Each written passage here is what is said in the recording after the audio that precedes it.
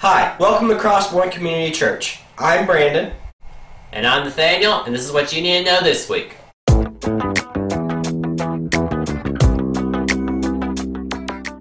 If you're a first-time guest and you're wondering what we're all about, our mission here is to lead people to be passionate followers of Christ. If you were wondering what those boxes were when you walked in, back there, that's TOM. Stands for Tithes, Offerings, and Missions. And this is how we take offering here at Crosspoint. Okay, so most of you might know that we have a few websites. So we're going to go through them real fast, and here's what they are. Okay, right here we have crosspointonline.net. This is our home page. Here you can check out the current series, what we're all about, your next step, kids stuff, student takeover, and what the adults can do. And right here's some contact information. Okay, so right here we have facebook.com/crosspointonline. Here you can check up with all the current events going on through the church, basically through Facebook website. If you scroll down, you can find some pictures, some events, videos, and everything new going on through the church. So please check it out. Okay, so right here we got Crosspoint's blog, crosspointcommunity.wordpress.com. On this site here you can check out other blogs that we think are pretty cool, and you can connect with us on Facebook and Twitter.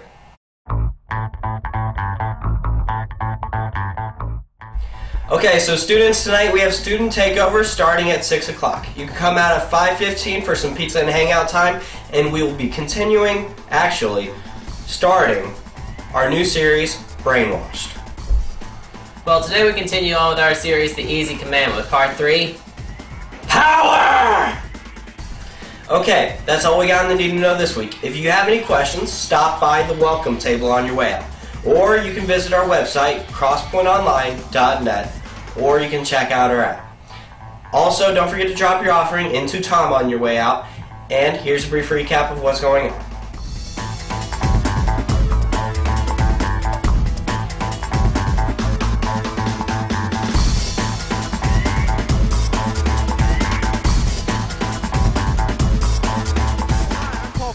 Welcome to Crosspoint Community Church. If you don't know me, I'm a producer here, and I'm kind of responsible for some of this environment you see, but some people refer to me most of the time as the greatest man in the world, if you haven't known that. So, just behind me, since I am the greatest man in the world, are going to be some characteristics of myself, because I am that. So like the first one, doctor, of course, and then the next one, of course, I'm very tall. So, if you haven't known that. So as we go on here, more of the characteristics are going to play behind me that great father. What are you guys laughing about, great father? That's cool. Well, anyway, we want to remind you that we're here to lead people to be passionate followers of Christ. Was there something funny going on? Leader. What are you guys laughing at, leader? Okay, well, if you're a first-time guest here, we want to welcome you. We want to make you feel like, you're welcome, and out at the welcome table on the way out, if you want to get a gift, we have a free gift for you. We really want you to stop by and meet our greeters at that point. You guys laughed again. I think something's going on up here. Athletic, that's definitely me. You guys are questioning my athletic ability? Okay, I can't believe it. So, okay. Well, today our series is actually The Easy Commandments, Part 3, and we are here today to discuss. I wrote that one. That was really funny.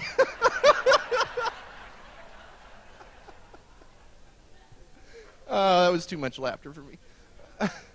So I am the greatest man alive, and I just want to let you guys know that. And we are talking about power today, but just to let you know that I am the greatest man alive, we had a time rendering photo done of myself just for today, and here it is. Oh, you got to dim those, baby. You got to get the full thing. Yeah. Okay, well, anyway, the Dos Equis guy. All right, we'll stand up, and everybody shake hands, welcome one another, and we'll get started with worship here. Okay, to start off this morning, I want to take you back to history class a little bit. In 1775, the Second Continental Congress gathered together to do, among various things, the thing that they're best known for today is writing and ratifying the Declaration of Independence. But at this point in time, when they gathered together, what we know today as the Revolutionary War was well underway. Battles had already been fought in Lexington and Concord by state militias. And so the most important thing that they would do was to actually organize a national army. And so when they gathered together in 1775, that was their primary order of business. And so they eventually selected one of the delegates from Virginia to be the general, and we all know him as George Washington. And so George Washington quickly took control of what was the Continental Army. He had some setbacks and some successes early on. He had success in driving the British out of Britain.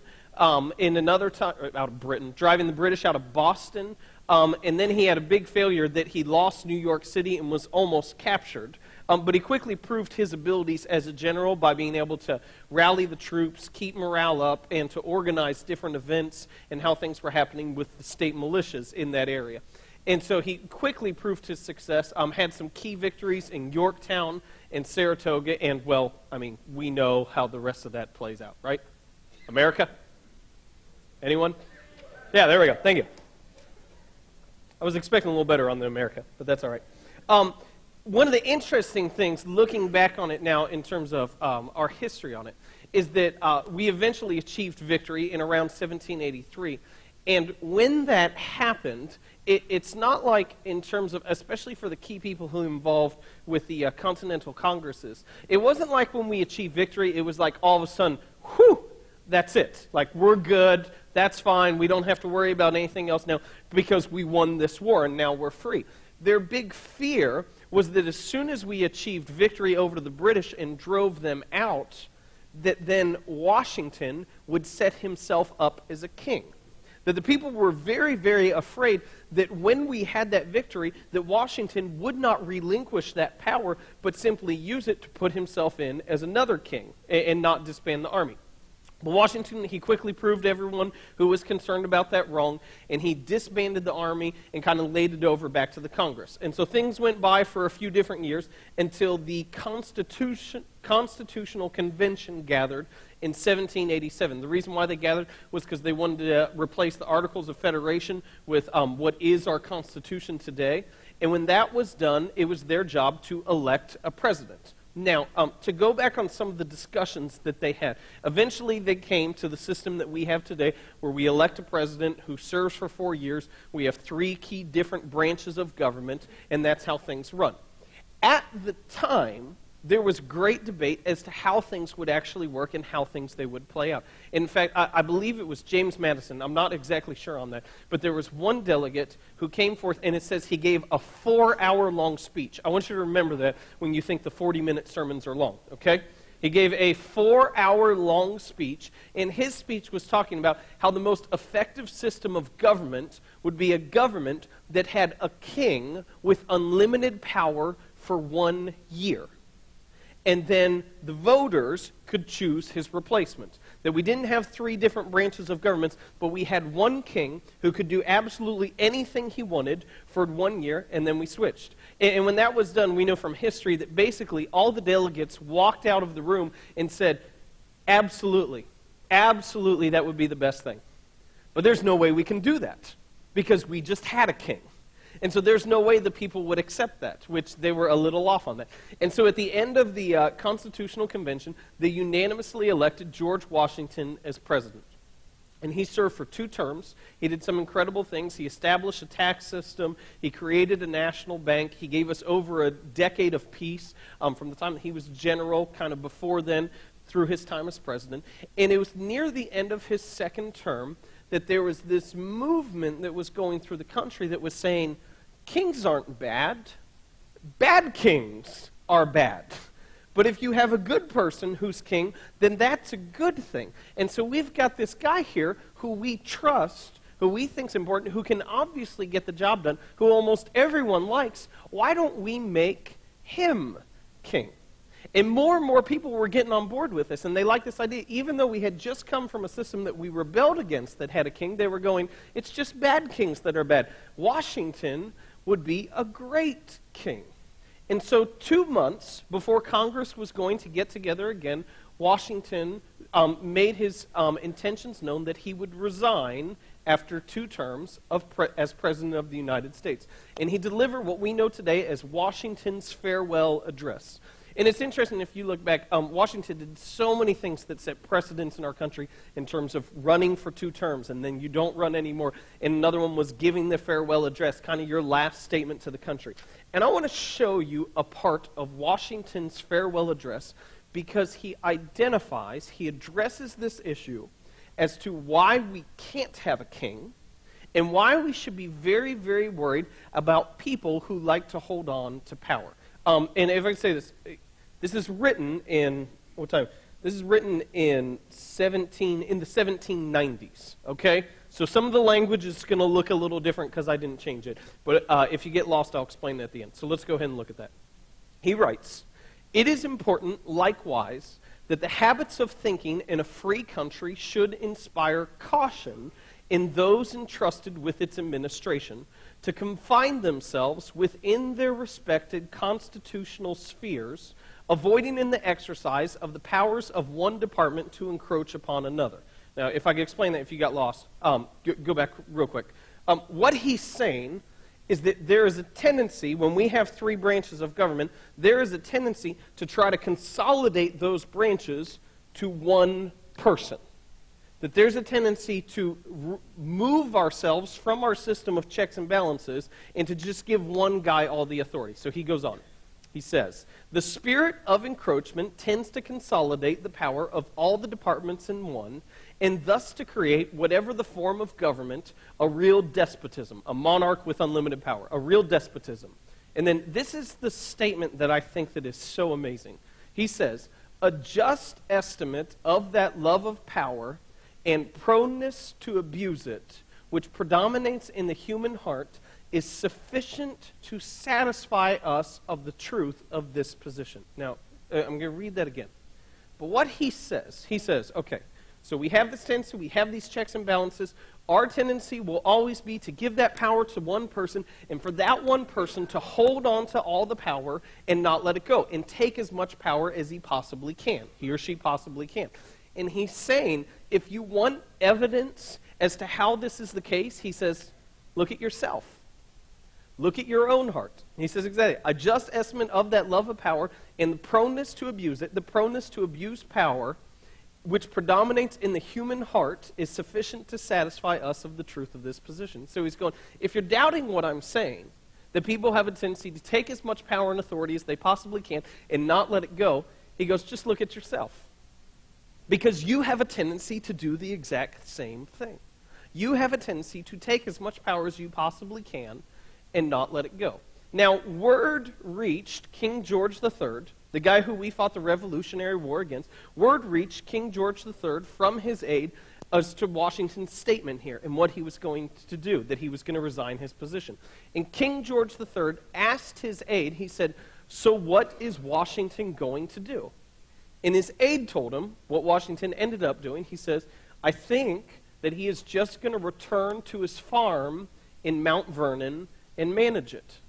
To which King George III replied, King George III, if I could emphasize this, who wanted to hold on to as much power as he possibly could and have as much land, as many people under his authority as he possibly could, when he hears the story of a man who willingly gave up power when people wanted him to be king, his response to Washington was, if he does that, he will be the greatest man in the world. He will be the greatest man in the world.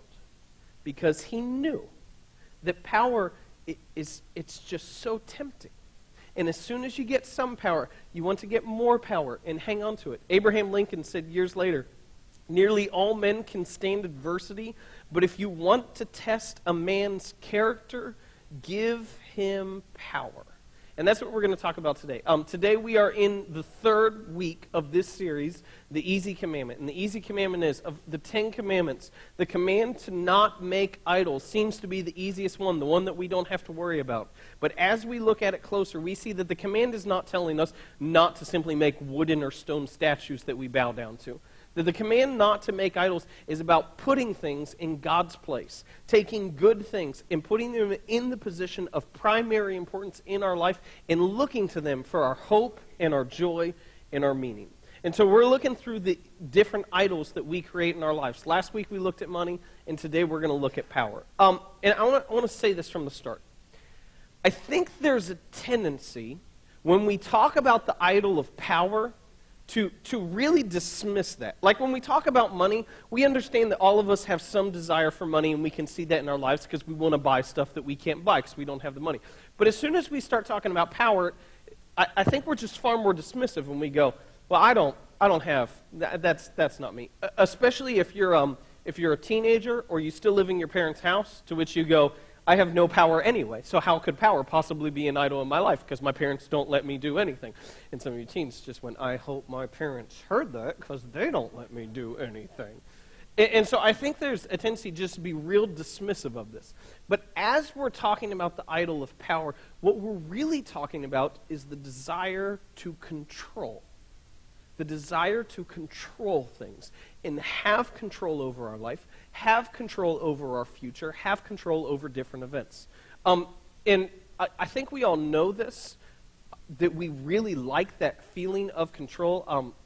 You need a better example than if you're driving down the road and conditions are a little icy and you tap the brakes and your car starts spinning. Like, that's not comforting. Like, we don't feel good about that. Now, if you go to an empty parking lot and do it and pull the emergency brake and do this, and like that's fun.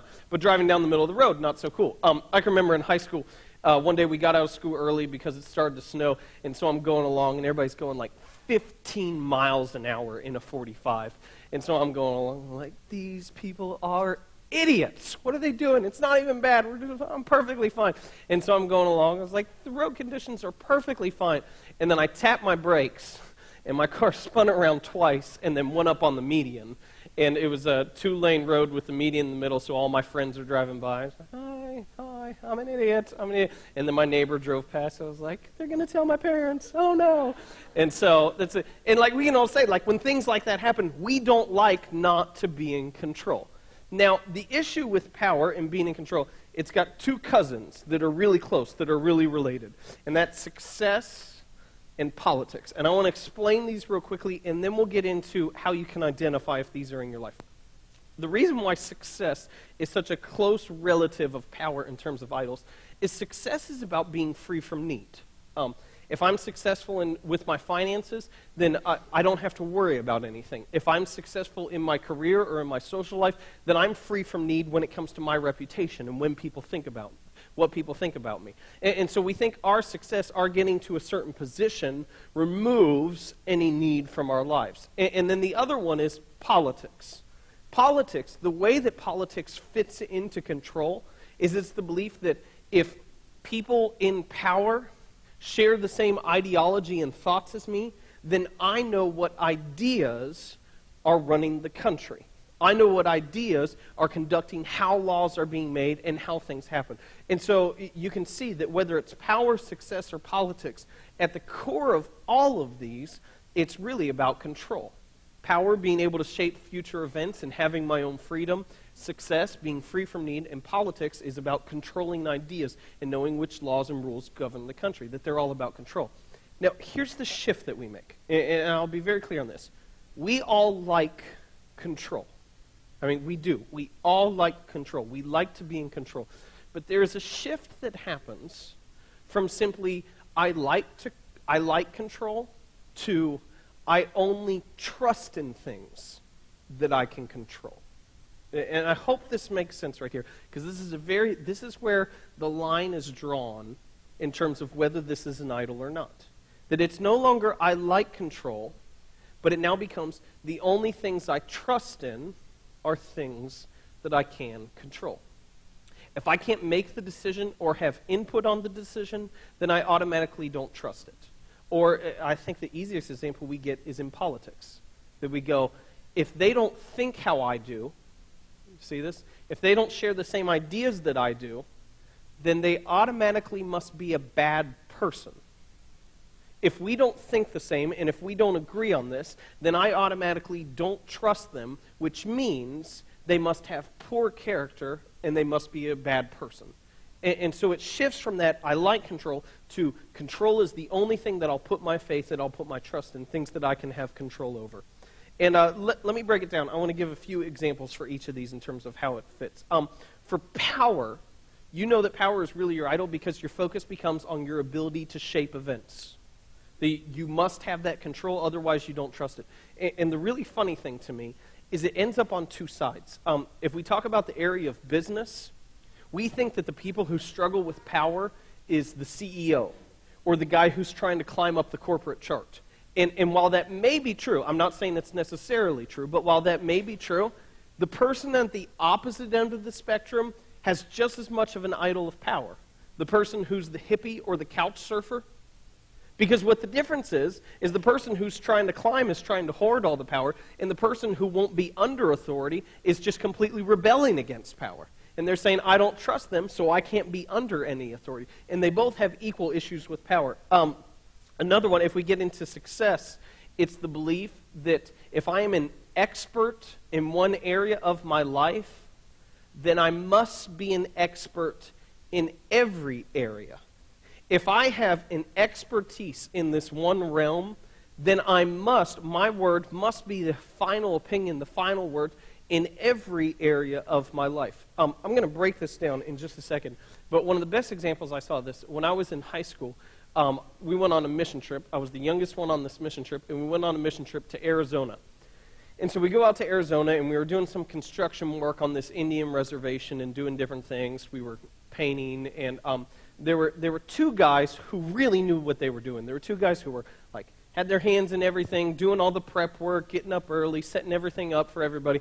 And like the rest of us, we were like, paint the wall, paint my neighbor, paint the wall. Oh, you got me. Like that was my contribution to the trip. That's how I worked. And we were all basically on a first-name basis. There was one guy in our group. He was a doctor, a psychologist, and everybody called it, I'm not going to give you his last name in case if any of you know him, just to be careful. So we'll call him Dr. Last Name. So we have that, Dr. Last Name, because that's where we would call his last name, because that's how we referred to him. But everyone referred to each other on a first-name basis, but everybody called him Dr. Last Name. And the interesting thing is, as the week went on, people started to defer to Dr. Last Name. Now, let me be clear. The doctor had just as much expertise in construction as I did. But the way he said things, because in his realm, he very much just went, this is how it is, this is how it is, this is what you do. And so people started deferring to him and just kind of going, oh, so that's what we should do. And I'm sitting back there and I'm going, he has no clue. Like, you're just better off just doing whatever you want, because I know he has no clue. But the belief was that because he was successful, because he was an expert in this one area, then he must be an expert in every area. Where you see this really flesh out, and just keep your elbows in, okay, because you're going to want to do this, but keep your elbows in, is, and I think it hits men more than women. I'm sure women struggle with this as well, but I think it hits men more than women, is we go to work where people are under our authority, and so we tell them what to do, and they listen, whether our opinion is right or not, but we tell them what to do, and they have to do it. And then we go home, and we try to tell people at home what to do. Doesn't work, does it?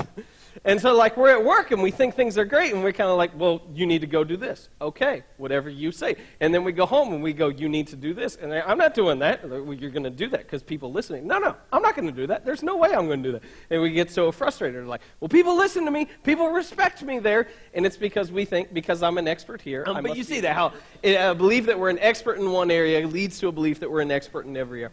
And then I want to get, on the politics side, a kind of a litmus test for how this is there, is the belief is that unless if the people who agree with me are in charge, then, well, how it's actually said is, unless if the people who agree with me are in charge, then I'm moving to Canada, which we hear just about every 4 years. Which, if I could make a side comment on that, which is going to be a little irreverent, like, Canada stinks. Like, it's cold. And all they have is hockey. And so when people say that, like, go to Canada. Knock yourself out. No offense if you're from Canada. Well, Offense if you're from Canada, because that's what I think of Canada. There we go. But you see that. The belief is that unless if the people who agree with me are in charge, then we're just headed down the wrong road. If I can make a side comment here, and I hope this is not too much of a political statement for any of you, but the idea that the person who is in my party, if for those of us who have the my party, we're not in the middle who vote side to side, but we have a my party. The idea that the person in my party is always the best person for the job is just silly. I mean, it really is. And I hope that's not too offensive for any of you, because I have very set political beliefs. Like, if you ask me about different things and how small business policy should run, things like that, I'm not the guy who sits back and goes, well, I don't really care. Like, I know what I think, and I know why I vote how I do. But the thought of going that my guy is always the best guy, I think that's just silly, just because they agree with me on certain things. But if I could get back to it, the core thing that is running underneath all of these is fear. Fear is at the base of all this. And we often say that fear is irrational.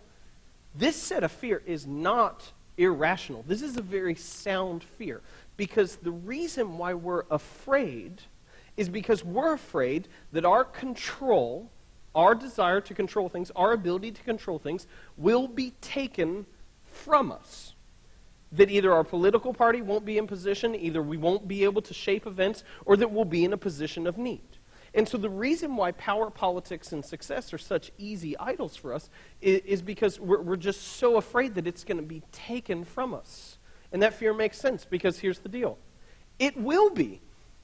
It will be taken from you. In life or in death, your ability to control events, control things, control ideas will be taken from you. On the one side of it, on the political side, in our country's history, major political parties that we've had the Federalists, the Anti-Federalists, the Whig, the Free Soil, the Jacksonian Democrats. Just out of curiosity, did any of you vote Free Soil Party in the last election? No, because it doesn't exist.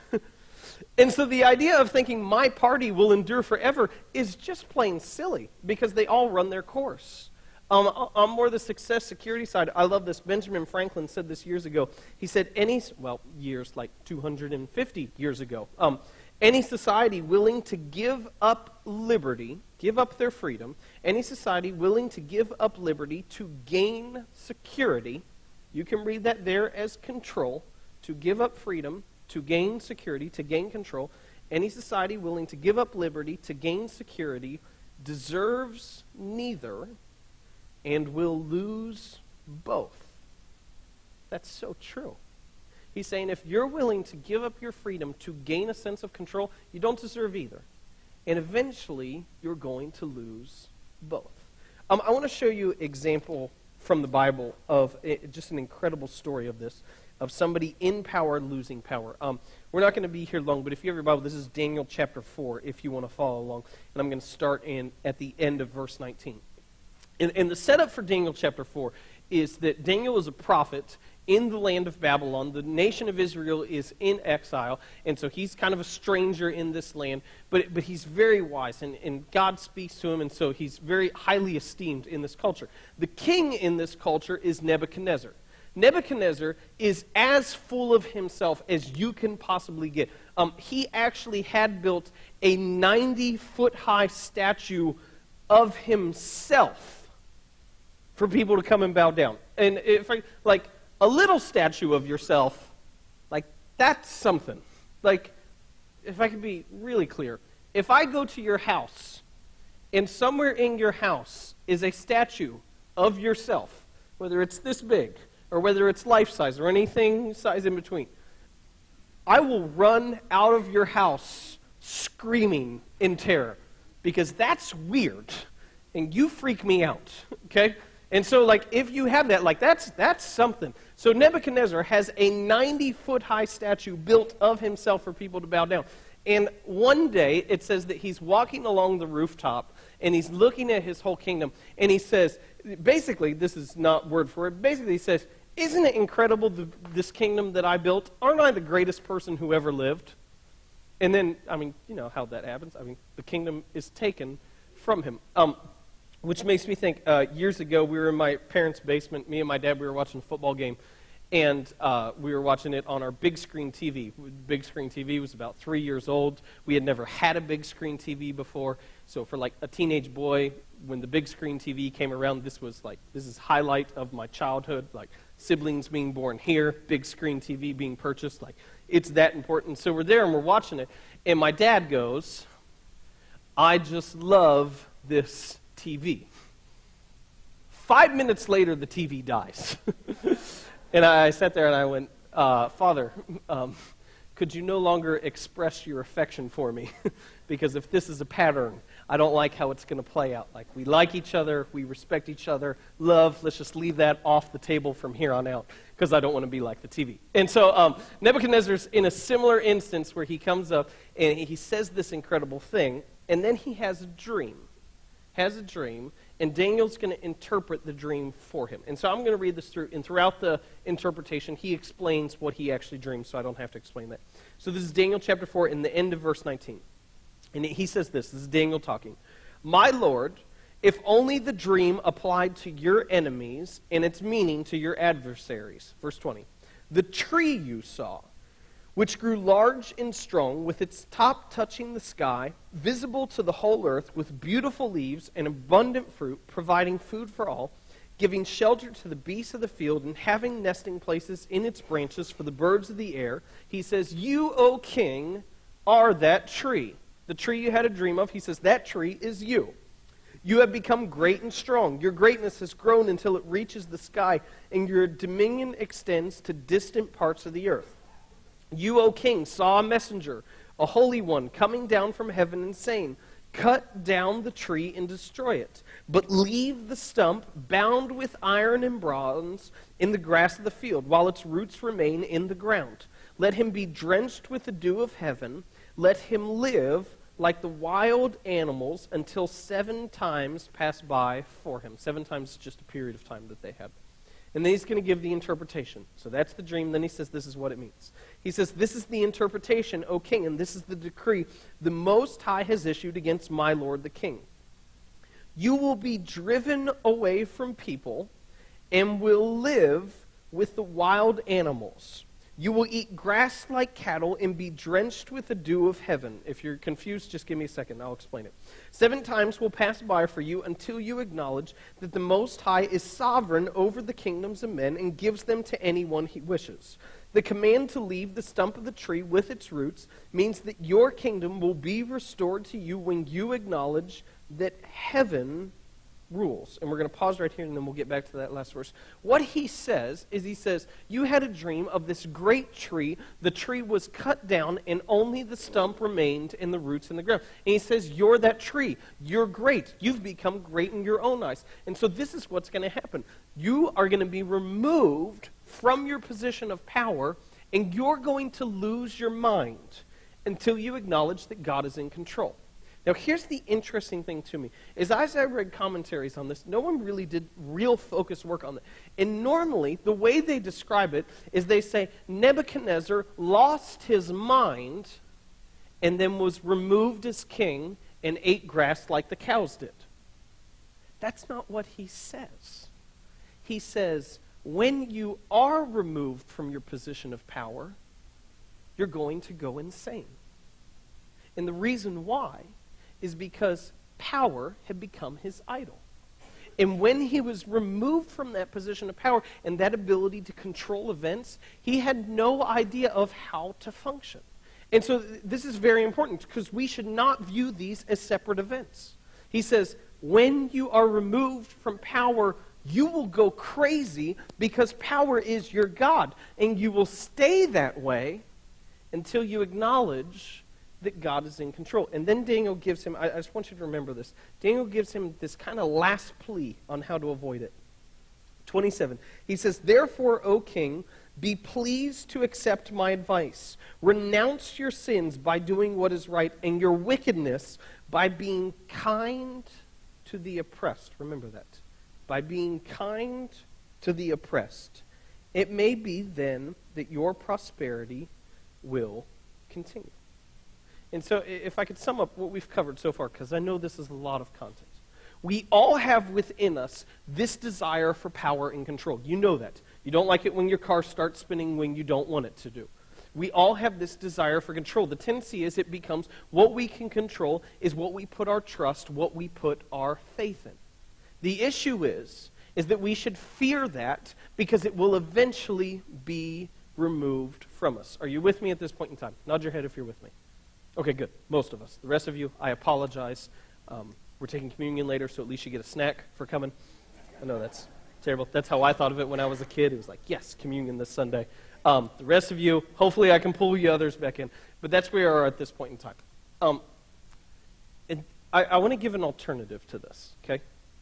Because we have power, we have control, which we can see its power within us because we like to have that control, but we know that whether in life or death, that will eventually be removed from us. We see it in our nation, we see it in the story of Nebuchadnezzar, and we just see it over and over again, that eventually that power, that ability to control events will be removed from you. And so the alternative, the other option there, is grace. Because this is what grace is. Grace says, I don't have control. I don't have the ability to shape all the events of the future. I don't have the ability to control the ideas that are governing the land that I live in. But I know the one who does. And so the idol of power is very much, I must control this because if I'm not in control, I can't trust it. And grace says, all the control I have is just an illusion. It's just a false pretense. I don't really have control. But I know the one who is in control. Let me show you what Jesus says about this. This is Matthew chapter 6, verse 25. He says, therefore I tell you, do not worry about your life. I want to pause right there.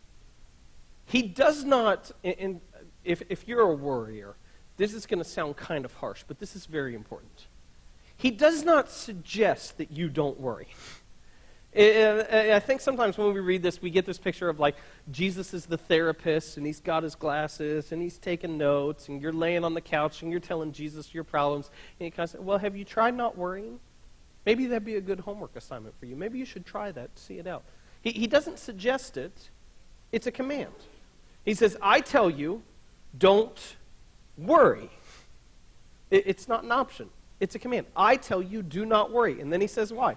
Do not worry about your life, what you will eat or drink, or about your body, what you will wear. Is not life more important than food, and the body more important than clothes? Look at the birds of the air. They do not sow or reap or store away in barns, and yet your heavenly Father feeds them. Are you not much more valuable than they? Who of you by worrying can add a single hour to his life? And then he says, and why do you worry about clothes? We don't really get this today. Because for us, worry about clothes is like having trendy stuff or stuff that works. Or like, guys, like I have to make sure this fits right and this fits right, and my jeans are baggy enough, and girls, I can do this, and are these jeans tight enough? That's for girls. Unless if you're Bobby and Nathan, and then you kind of go on the other end of that, and you go, are these jeans tight? You've thought it. Admit it, you've thought it. And so we have this hard parallel because the issue is that when we think about worry, we think about trend and style. When they're worried about clothes, their alternative is naked. Like, I don't think any of us woke up this morning and went, well, thank goodness this shirt was here. Otherwise, I was going to church in the nude. Like, none of us have this dilemma ever, and I hope you don't have this dilemma ever in your lives. If you have this dilemma, not to be mean, don't come to church in the nude. Just so we're very, very clear on that. But that's the thing, we struggle with this because we think worry about clothes is about how we appear. They're worried about clothes as just a means of getting through life. And so he says, and why do you worry about clothes? See how the lilies of the field grow? They do not labor or spin, yet I tell you that not even Solomon in all his splendor was dressed like one of these.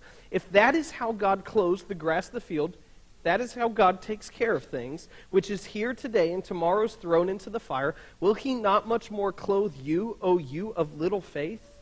So do not worry, saying, what shall we eat? Or what shall we drink? Or what shall we wear? For the pagans run after all these things, and your heavenly Father knows that you need them. But seek first his kingdom and his righteousness, and all these things will be given to you as well. Therefore do not worry about tomorrow, for tomorrow will worry about itself. Each day has enough trouble of its own. If we could pause right here for a second. Doesn't that sound better? Like, I think we've got to be clear on that. Because so much of our lives is focused on control and maintaining control and having control. Having control of, could be our finances. Having control over our career. Having control over our future. Having control over our kids and what they'll choose and what they'll become and the decisions that they're making. And so we're so focused on that control thing, and we get so uncomfortable and we get so awkward when we're out of that seat of power and we've got to trust other things. That I want to say, doesn't the idea of simply trusting the one who is in control sound better to you? Like, I think we can be very clear when we gather here today that if you've got the option to spend your life on gathering and hoarding power or living in God's grace, that grace sounds better. Like, grace sounds like a far better option there. He says, don't worry about tomorrow. Like, this is not saying don't plan ahead, don't make wise decisions. That's not what he's saying. He's saying don't spend your life consumed with worry. I've got it. He's saying, I'm the one who holds the world together. So don't worry. Because if I take care of the lilies in the grass, I'm going to take care of you. And so I think we can all agree that if we have an option between power, about control, or grace, which is about God is in control, that we can say grace is far better. Now here's the hard question though, is how do you move from power to grace? How do you move from a focus on control to a focus on God's grace? Because let me tell you, it's not as simple as going, okay, well, I'm not going to worry about control anymore. I guess God is in control. Because what's going to happen is you're going to see that those needs and those desires keep creeping back into your life. And you're going to find yourself back where you are sitting here this morning, of needing to control different things. So how do you move from power to grace? And to do that, we've got to break grace down a little bit. The Bible is very clear. God's grace comes to those in need. And so the essence of grace, to receive God's grace at the core, all you need is need. That those who are needy don't experience God's grace. We see this, I don't know if this is the exact translation because I've read a few different ones. In Psalm 38:6, it says, God gives grace to the humble, but the proud he knows from afar. For those of us who are empty, his grace is abundant in our lives. But for those of us who are full of ourselves, he stays away from. And so if the move from power to grace is about need, then how do you get that? This is why power is such an easy idol in our Western culture. Because we don't have much need on the surface. Like, even our homeless in America are still eat better than most of the world. And that's just a crazy, a stunning fact, that the absolute bottom of the pile in our country are still ahead of most of the world. And so in a culture, in a society that has almost zero felt needs, lots of wants, but almost zero felt needs, then how do we get there? And the response that many people have is they go, okay, so we need to create need in our life. I want to move from power to grace, and they have very good intentions. And so if the way to get there, the way to get grace is need, then I need to create need in my life. That's my only option. And so people do things like this. They'll sell their house. They'll sell all their clothes except for the clothes on their back. They'll get rid of all their belongings. And then on the more positive side, they'll move into like a community with monks On the more negative side, they'll move into a house and wear robes and drink Kool-Aid. Okay? This is how these things happen. These how these things come about. And it's coming from really a positive desire to experience grace. But what happens is that we try to manufacture our own needs by creating needs in our life. And I don't think that's true. I don't think we need to do that. I don't think we need to create need. Let me show you the alternative. There are over 100 verses in the Bible that deal with caring for those in need. And it usually points to a few different groups are always listed together. It refers to the fatherless, the widow, and the alien. It refers to those who are orphans, the young who can't take care of themselves. It refers to the widow because in their society, ladies had no means of making money. And so these are people that when their husband died, they were desperate and they were very much in need. And the alien, those who are new, who don't really know where they fit, and caring for these three groups of people. I'm going to give you a long list of these, okay? And I'm going to read through these fast. And so just hang with me because I just want to set this in to show you how many different instances in the Bible it refers to doing this. So we're going to go through these quick. Proverbs 22:2. The rich and poor have this in common. The Lord is maker of them all. Psalm 34:6. This poor man called, and the Lord saved him. He saved him out of all his troubles. Psalm 40:17. Yet I am poor and needy. May the Lord think of me. You are my help and my deliverer. Oh my God, do not delay. Psalm 69:32-33. The poor will see and be glad. You who seek God, may your hearts live. The Lord hears the needy and does not despise his captive people. Proverbs 29:7. The righteous care about justice for the poor, but the wicked have no such concern. Isaiah 29:19. Once more the humble will rejoice in the Lord. The needy will rejoice in the Holy One of Israel. Jeremiah 22:16. He defended the cause of the poor and needy, and so all went well. Is that not what it means to know me, declares the Lord? Galatians 2:10. All they asked was that we should continue to remember the poor, the very thing I was eager to do. And the last one we'll look at this morning, Matthew 5:3-7. Blessed are the poor in spirit, for theirs is the kingdom of heaven. Blessed are those who mourn, for they will be comforted. Blessed are the meek, for they will inherit the earth. Blessed are those who hunger and thirst for righteousness, for they will be filled. And the very last one, blessed are the merciful, for they will be shown mercy. Let me tell you what I found. When I was in youth group, back when I was in high school, every year we had this tradition of what we did, and that was at Halloween. We did not go to our neighborhoods and pass out candy or dress up way past the appropriate age and go around and trick-or-treat for candy. We would go down to downtown Cincinnati to a mission that was there in over the Rhine. And we would throw basically a Halloween party for all the kids of that area. And so we do all the things. We had to pin the tail on the donkey. We had to throw the softball at the milk jugs. Had the beanbag tossed through the hole. I was always excited because I got to put the prize under the cups. But we only had 2 cups the one year, and so I just went like this, back and forth. And this is about all I could do. And then it was there, because there were only 2 cups. So like even the young kids, I wasn't that good. And so we did that every single year. We just kind of went and did this thing. Now, to set this up, we went into one of the most dangerous parts in the entire state to hang out with kids who were the neediest kids in the entire state. These are kids who had almost no control over their future. They didn't have power. They didn't have means to lift themselves up. They had their own choices, but that was about it. And so as we talk about the idol of power, these are people who had almost no power. And so we went down every year and we hung out with them, and they remembered us from different years, and we played and we goofed off and we played games and we teased each other and we wrestled them and did that whole thing. And this is what I saw. This is very important. When we did the games, they smiled. And when we told jokes, they laughed. And when they came in, they were excited. And there was joy in their eyes. And they were thrilled to be there. Now, this is very significant.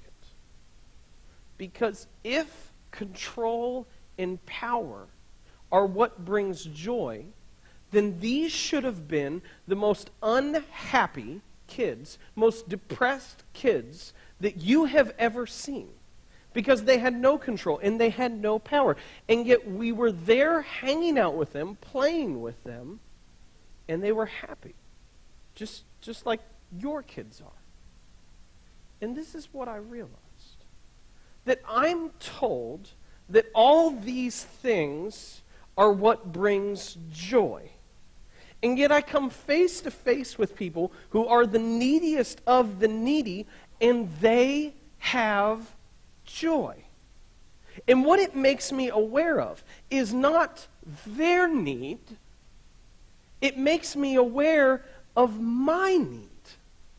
Because I think that I'm not needy because I have all these different things. And then I look at them and I see that they don't need those things. And I become very, very aware of the fact that the things that I think bring joy to my life do not, and that I am spiritually bankrupt on my own, even with all my stuff. This is incredibly significant. Because when I serve the needy, I become aware that I am needy. I become aware that within me is a huge, gaping hole that I cannot possibly fill no matter how much control and power I have in my life. And here's the thing. In my day-to-day routine, I don't realize that because I think I've got it together. And it's only when I come face to face with those who have almost nothing that I go, you know what? What I have isn't anything. And I need something greater than myself. If you remember at the very end of the Daniel passage, Daniel pleads with the king not to take back his claim that he was the most powerful man in the world and that he was so great. He pleads with the king to serve the oppressed. And the reason why he's doing that is because Daniel's making one last plea to the king of serve those who are needy, and you'll become aware of your own need. And so the way you move from a lifestyle of power to a lifestyle of grace is to serve those who we claim are needy. And it's through that process that you realize that all the things that we think matter do not. One of my, I get the opportunity every once in a while, and our students went on a mission trip this past couple of years, but I grew up in a church that did lots of mission trips.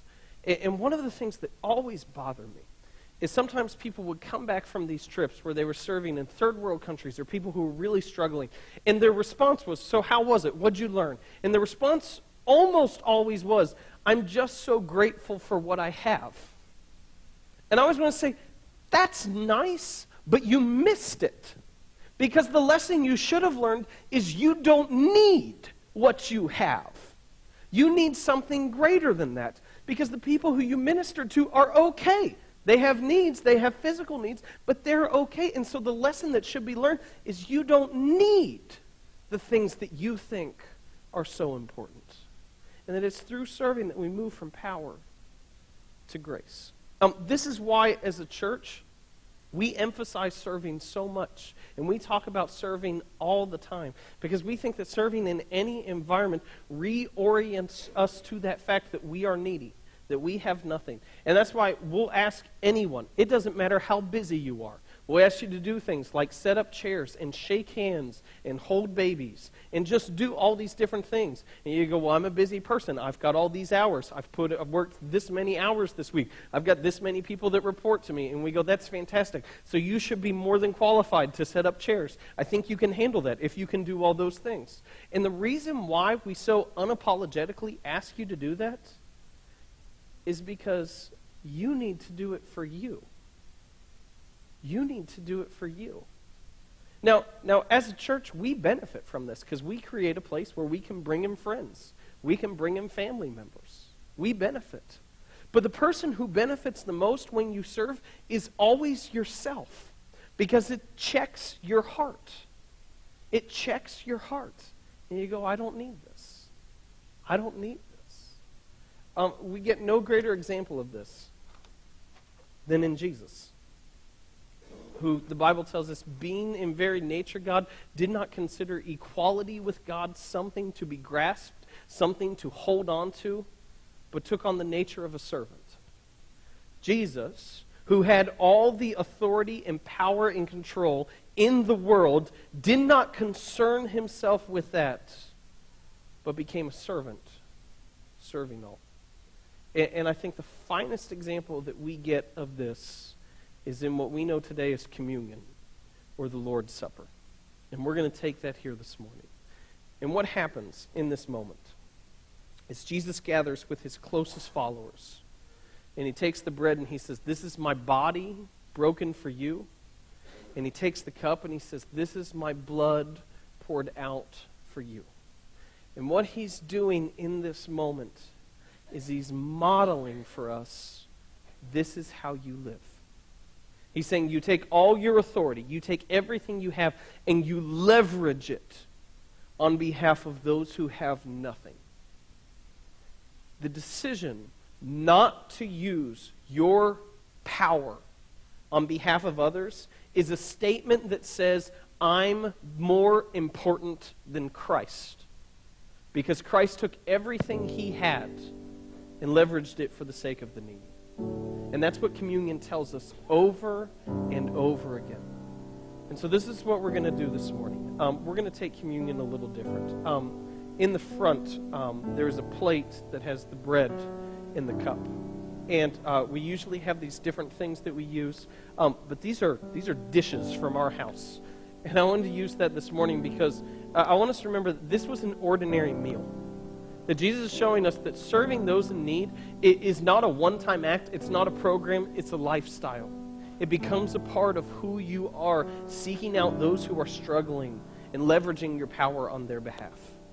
And so this is what we're going to do. While Nathan sings this song that I hope will just focus us, if you would just take the plate and you would rip off a piece of the bread and you would dip it in the cup and then just hold on to it. Because I want us to all take this together as a church this morning. For those of you who are a little more logistically minded and are concerned, to make this work, pass the plate and the cup to the next person, and then take your own and dip it, and just hang on to it. Because I know there's going to be a few people who are worried about that. But this is my hope. That in the next few minutes this morning, we could just kind of create a spot here. A spot to focus. And as he's going through this song, and as you're passing the elements, this is what I want your thought to be, if you could do this. What power do I have? Because you do. You have power. Parents, you wield incredible power. You wield incredible power over your child's life. But even for those of us who aren't parents, no matter where we are, whether it's in our job, whether it's among our friends, whether it's in different groups that we're with, whether it's in school, I want you to ask yourself, what power do I have? And how am I using that? Am I using it for my benefit? Or am I using it for the benefit of others? And so if we could, for those of you who are around here, if you can just take it and start it and we'll pass it back and then just hang on to it and we'll gather it together. Thank you.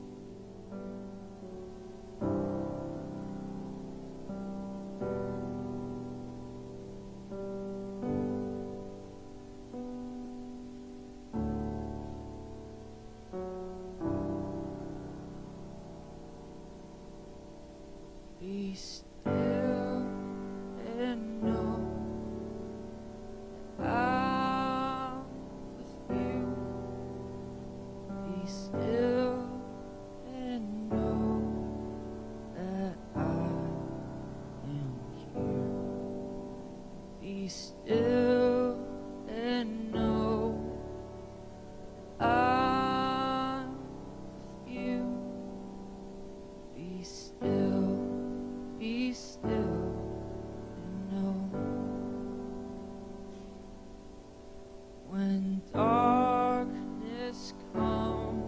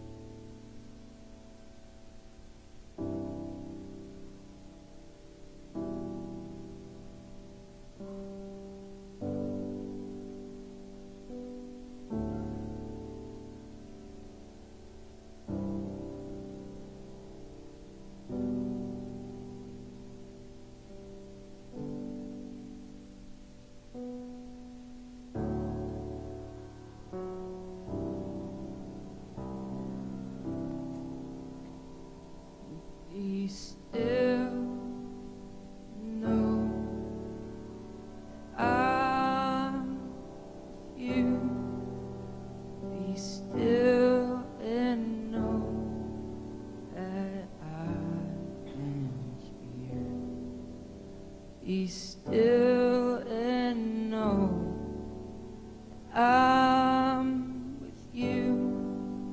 Be still, be still, be still. I think those words are incredibly powerful when we live in a culture of such worry. And my hope is that sticks with you. My hope is that as you go through things, let's just say today, as you go through things today and as you look at your week and all the things that are going to come up and all the things that could go wrong, my prayer and my hope is that you'll just pause for a second. You'll pause just for a second. And you'll recenter yourself in that truth of, I'm not in control. And that's perfectly fine. because I know who is.